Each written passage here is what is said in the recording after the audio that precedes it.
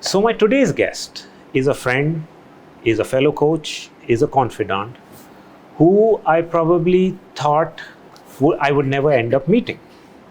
And we met by chance. He lives halfway across the world. And then when I heard about his journey and what he does and how he serves this world, I made it my mind that whenever I start my podcast, I want to have him as my guest. And it's extremely generous of him that he's flown halfway across the world and today he's with us. Guys, I want to introduce Gourav Raina, a coach, a food safety professional, and an extremely compassionate human being. Hi Gourav, welcome Hello, to Rohan. Elevate. It's my pleasure. It's my pleasure and honor to be here, Rohan. Okay. Thank you so much for organizing this. How is India? Well, India is India, right? India is vibrating. India is growing like anything else. There's so much vibrance. There is so much goodness. Whenever I come back, I feel proud, extremely proud to be a citizen, not a citizen, but to be a human being born on this beautiful country on the world. India, it's very hard to understand this country. But once you understand the beauty of it, the beauty of different cultures, traditions, values, anybody could be amazed. I mean, it's easy for me as I spent around 18 to 19 years of my life in this beautiful country before moving overseas. However, the time I spent here, the values I learned in this beautiful nation, from my family, from my friends, the people I met, they are still well engraved in the hearts and mind of mine. And I keep them with pride, gratitude, and I live by those values every single day. Nice. So, moving to New Zealand, I think you've told me this, that you went to study there. Yes. And could you tell us a little bit about that particular experience? I moved to New Zealand for my studies. Mm-hmm. I did my bachelor's degree in Chandigarh, where I learned a little bit about technology. I was a biotech student. From biotechnology, there is another stream of study that I was quite interested in, was food. Mm. Food is a most important part of everybody's life, right? And I wanted to study in the best university I can ever go to. And that too for an advanced course called food technology. You know, once you do bachelor's degree Mm-hmm. in science streams like biotechnology, you opt for specialization like how doctors do. My core specialization that I connected with was food. And I went to New Zealand, a university called Massey. It's in the Palmerston North region of New Zealand. I went there for my master's. Mm-hmm. I'll tell you a funny story. When I got into my studies over there in New Zealand, my colleagues or my students who were studying with me, they told me, Gaurav, you're not going to make it. There were 3 students I met. They were all from India. They went to the same uni for their masters, for their higher education. As it was a different education system, as it would be, because it's a different country, different style, different way of doing things. They said, we came for food tech, but it's too tough, and we changed a stream. They also suggested me you should also think about it, and change your stream to something easier. And they're like, as we have come to New Zealand, my path of coming to New Zealand, they said, is about getting a permanent residency. But I didn't look at it that way. I wanted to be educated. I wanted to be a subject matter expert in food technology. I did not listen to them. I acknowledged what they said. But I trusted myself that Gaurav, from this small town to the tier 3 city to Chandigarh, doing your qualifications, 10th class, 12th, I scored good marks. Everybody doubted me. You will not be able to make it. There are people who supported me too, including my family, friends. Over there, I told myself, I have come a long way in my life. If I can make it from Ramban to Udhampur, from Udhampur to Chandigarh, pass my degree, my schools, with good grades, I'm sure I will be able to do it. That self-belief was the game changer. That confidence in my own abilities, even I was worried. I was scared that I will not be able to. It's too tough. How can I study in this country? How can I get into the masters and do these tough mathematics subjects? The project-based areas, the thesis and everything. But I believed I will be able to do it. It was tough. I studied really, really hard. But I completed my masters on time with good grades because of that self-belief, trusting my abilities, that I will be able to do it. Tell me something. A young kid from Jammu, I mean, I'm probably speaking from my life experiences or the people who I've known in my life, is the first thing that was told to us 20, 30 years ago was find a safe job, find a safe career path, be a doctor, be an engineer, be a dentist, be a lawyer, be a CA. Those were considered safe projects. So I am intrigued. I know you spoke to me about this, that what made you set your mind to food safety? I'm going to be honest with you, Rohan. My story was exactly the same. My parents wanted me to be a doctor or an engineer. I did try to be a doctor. I did try for my medical exams. Not try too hard because I think I did not have a vision or a support network at that time, even though my parents tried their level best to their capacity. I am so thankful for having them as my family and parents. I just chose profession because I wanted to continue my career, not based on the passion. With biotechnology, what's next? I've done this, what's next? How can I secure a secure job, right? I wanted to go overseas and get a secure job. That was the main reason to opt into that. I don't think so it was a passion. The passion is something I found later. As I got more practical experience, as I worked with people from different parts of the world, through my own journey called Journey of a Hero, I found my passion through my practical experiences. It wasn't my passion, but it is my passion now. It's an amazing story that for a boy from Udhampur taking his first flight 15 years ago is right now traveling every week, and that actually says a lot. It says a lot to a lot of people who are right now dreaming that everything and anything is possible. I agree with your vouch on that 101%. Yeah. Let's talk about your professional journey.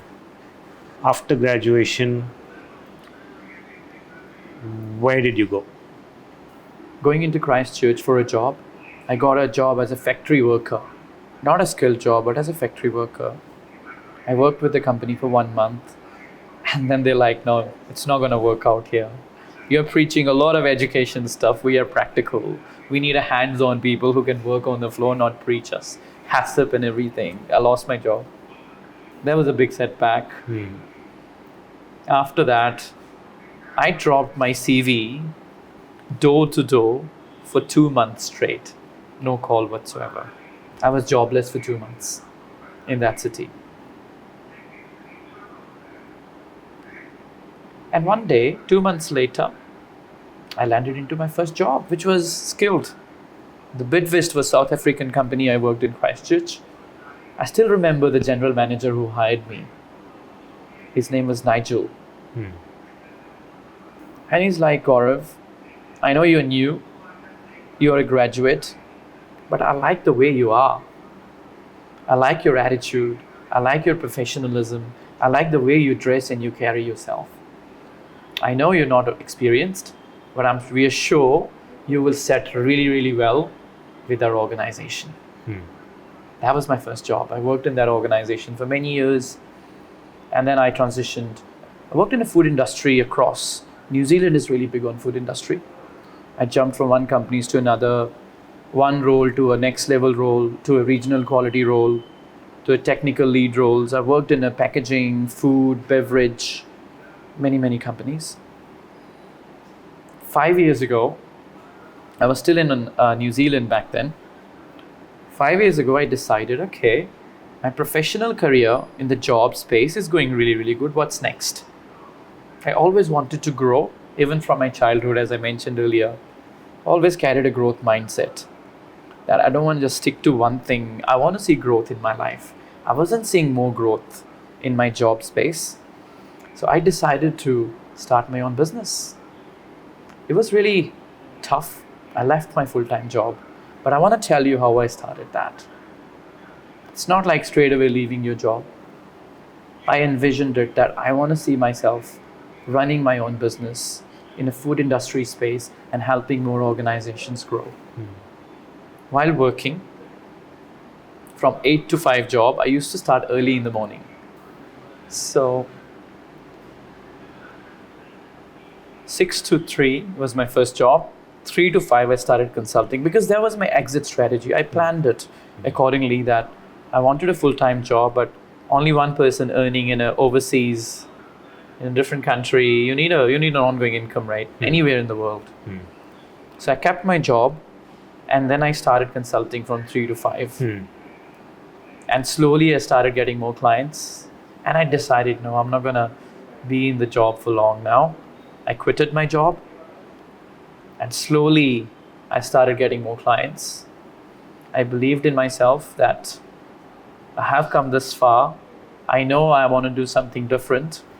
If I trust myself, if I believe in myself with that resilience mindset, I will be able to grow. And now, from 5-6 years ago to now, my business is expanding. I have worked over 15 plus countries, trained people in the big organizations in Korea, Japan, all across Asia Pacific, including Australia and New Zealand. If I would have stayed in that job, I wouldn't have been able to grow. I wouldn't have been able to learn even more the way I learned after quitting my job and working with many organizations, meeting many people. It has completely changed me. It has completely helped me grow even more. Tell us a little bit about food safety. Food safety. So if I have to simplify it, I'm going to ask you a question, Rohan. How do you enjoy your coffee? Do you enjoy your coffee with milk or without milk? Without milk. Do you enjoy your chai sometimes with milk? I don't drink tea. You don't drink chai. Right, let's talk about a coffee.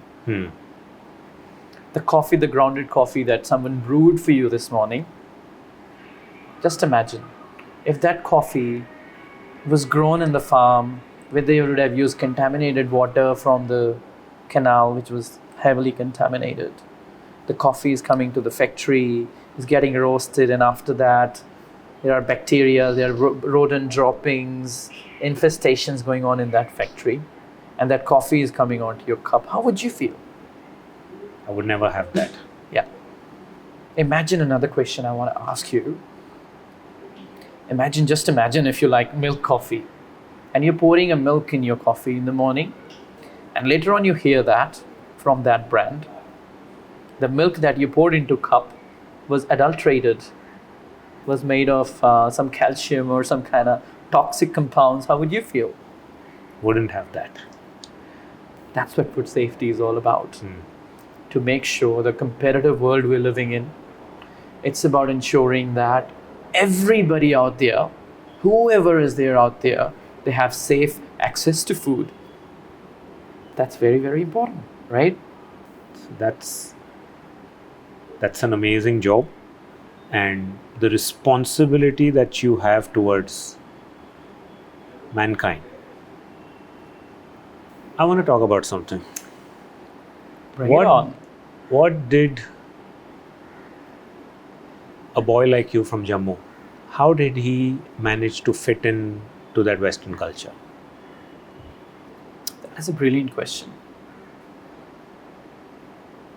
Fitting in the new culture is never easy. It's tough. However, first of all, I believe that I have a strong belief in that this world is made of amazing people. And New Zealand is a country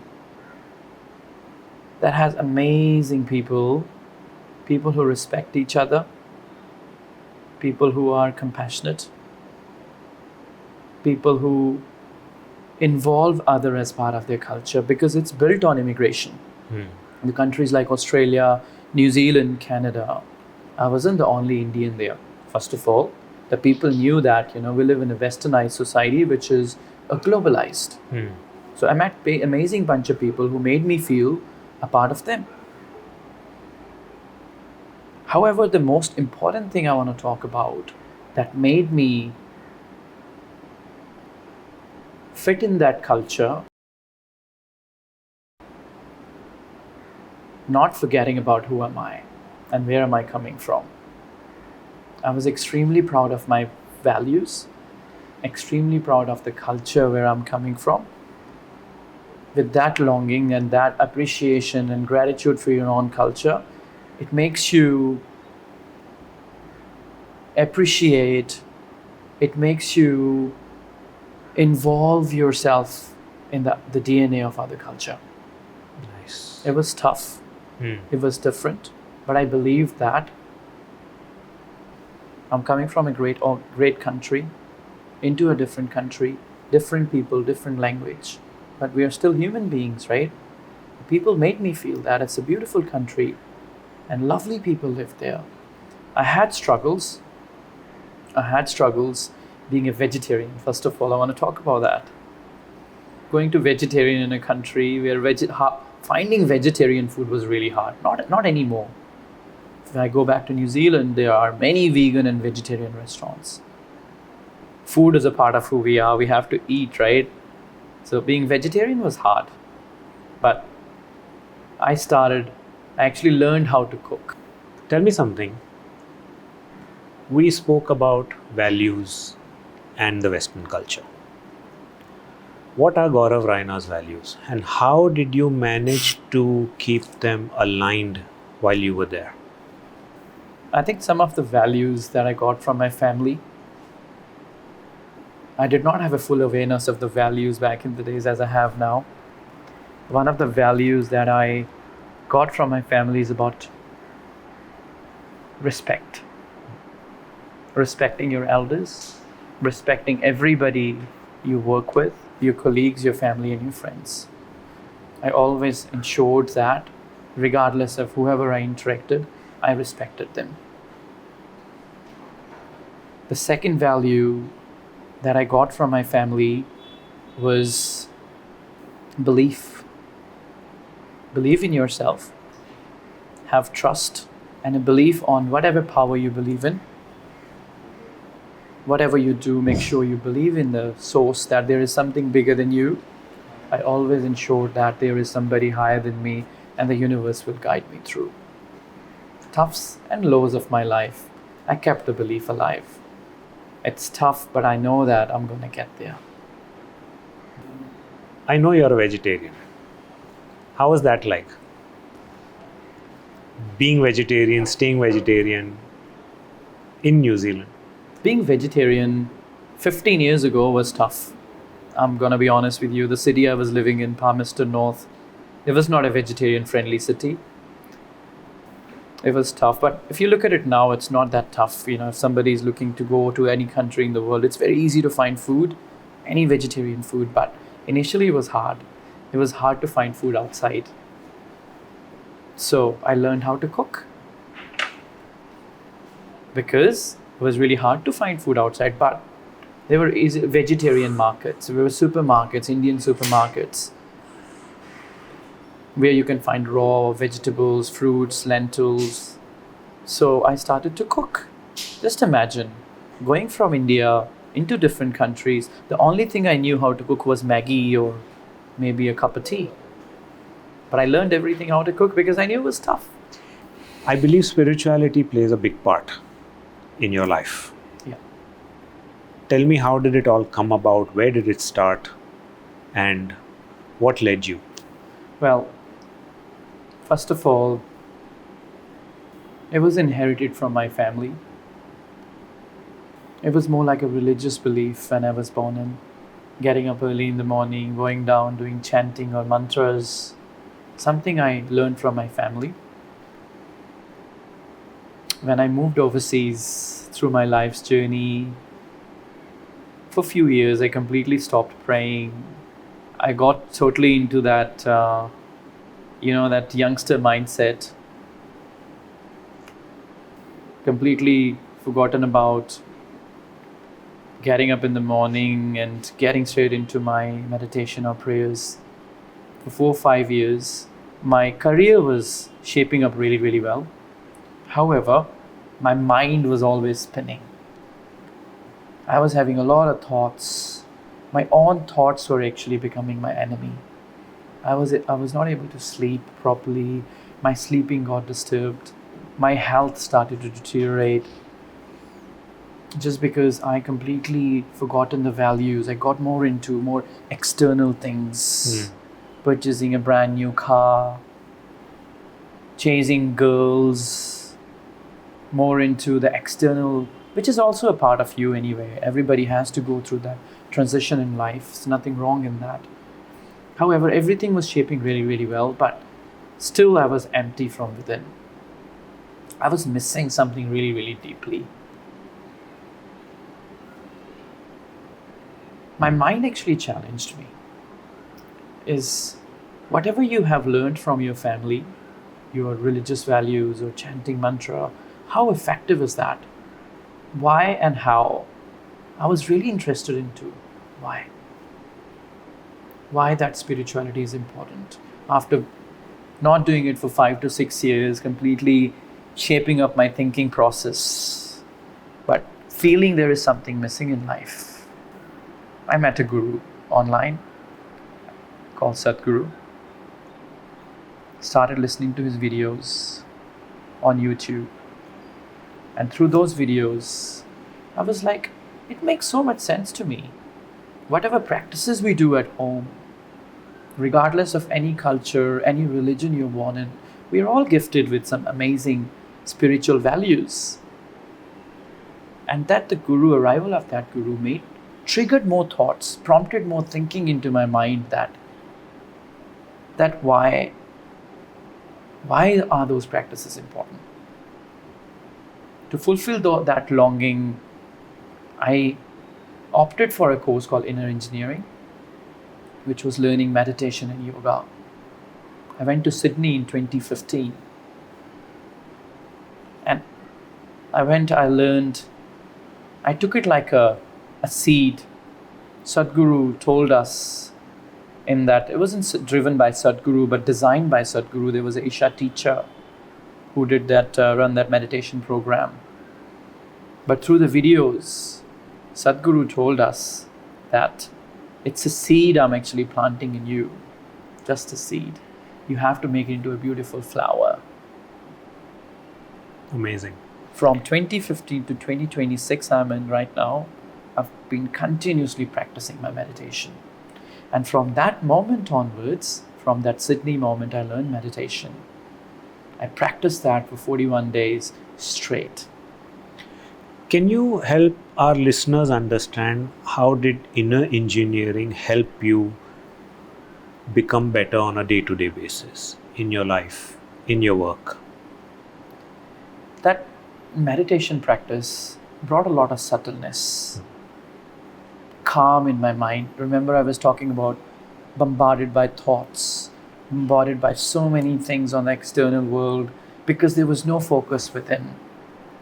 That meditation prompted me to focus within me.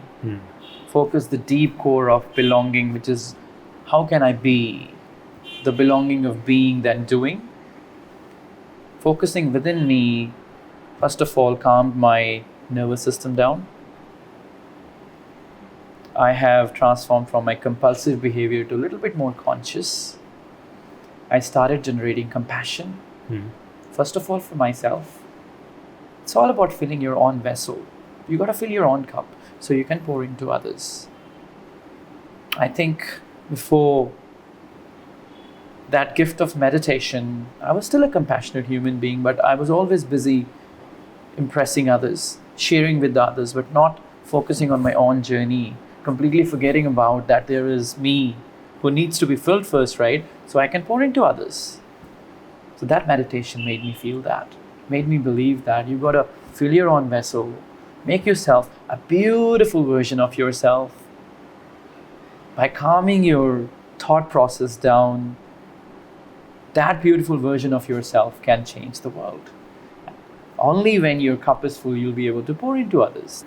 You're an extremely fit person. Were you always inclined towards fitness, or was this at the country you lived in? Now, I wanted to show you my early childhood photos. I was a chubby guy. Even when I moved to New Zealand, I was a chubby guy. I had a shift. When I was in my 10th standard, I was chubby. Somebody told me, oh, you are chubby. And I took that really, really deep to my heart. I said, oh, how can they say this to me? I took that very seriously. And within 3 months, I completely transformed. I started running. I lost weight completely. And In New Zealand? No, in India. I'm talking Okay. about during my school days. And even my relatives and friends did not recognize me 3 months later. What happened to you? But after that, it was not sustainable. I just did for 3 months and, I got back to my normal life of that, eating high carb food and, indulging into a lot of different kind of food things. But when I moved to New Zealand, that's the culture of the country. People are extremely fit. You would have seen their cricketers, the rugby players. People love to be fit. And this is something I learned from the Western culture. So, Gaurav, this is something that I have to ask you. Yeah. After being a successful food safety professional and launching your business, thriving in it, what made you move towards coaching? Do you know what I see success, Rohan? I see success in life is not about building businesses. It's not about earning money. It's about how can I add value to other people's life? How can I make other people believe that there is a real hero within each one of us? If somebody like me, coming from a small town by the Chenab River into Sydney, Australia, working in many, many countries, helping people transform into businesses, I want everybody, each and everybody, a new graduate, a student studying in the school, living in a small town of India or anywhere in the world, to believe that there is a real hero within all of us. And as a coach, it's my pledge that I want to add value to people's life by making them believe that if I have done that, you can do it too. I want them to believe that there is a real hero within all of us. Beautiful. You and your wife, Simrit, you all have formed Ojas Life. Tell us a little bit about Ojas Life. Ojas is a force, is a vital force that is present in all of us. It's kind of like a prana. The spiritual meaning is that. So my wife is a yoga teacher and a meditation teacher. And she's also a mental health professional. Combining with my life coaching and my professional experience, we have found this brand called Ojas Life. Through ancient spiritual practices to transformational coaching, we want to help the world or people believe that they can activate the real hero within. That always starts from building your foundation. You know what I mean? We all want to do one thing or another. But building the foundation is all where it all starts from. So Ojas Life believes on all of us. Definitely, we all can activate the hero. But to activate the hero, you have to take a step back. You have to reset. You have to relearn to learn more. And that relearning and resetting starts from building your foundation, the core foundation of life. In core foundation of life, it's about understanding what drives your purpose in life, what drives you forward, and how can you get there. What is your mission with Ojas Life? Our mission with Ojas Life is to transform more than 10,000 lives within the next couple of years and make people believe that they can activate the hero within. We all can. We all are blessed regardless of wherever you come from in life. You come from a small town, you come from this family, this religion, that culture. That we are all blessed with is the grace. And we all have that grace. If we take the right steps in our life, it'll make our journey more comfortable, more purposeful towards long-term success. Amazing, Gaurav. Amazing. So, I've known you for almost a year now, and one of the most promising things that I have learned from you and what has helped me grow as a human being is how compassion can create real transformation. And I've learned that from you. So, thank you for being a part of this particular journey.